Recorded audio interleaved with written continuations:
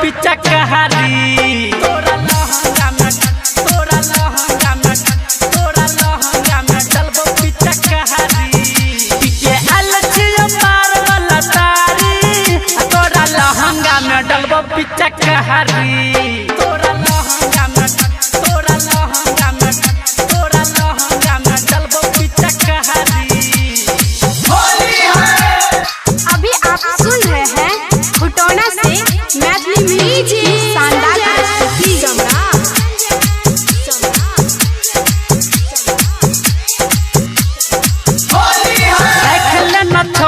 तू हमारो मान के होली में रंग देना अपन सामान के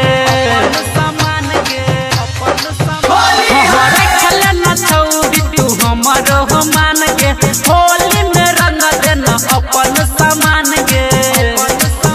तू तो लागे छही माल सरकारी तू तो लागे छही माल सरकारी तोरा लहंगा में डलबो पिचकारी तोरा लहंगा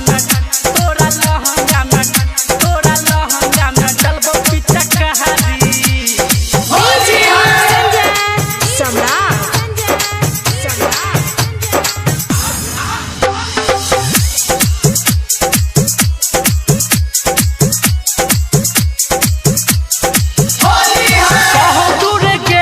लगाहिले न रंग के तोरा दिला उमस के तोरे पर मन के कह दूर के तू लगाहिले न रंग के तोरा दिला उमस के तोरे पर मन के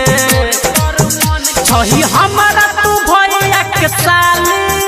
छही हमारा तू भैया के साली तोरा लहंगा में डलबो पिचकारी तोरा लहंगा में डलबो पिचकारी पीछे अलछिया मार वाला तारी तोरा लहंगा में डलबो पिचकारी।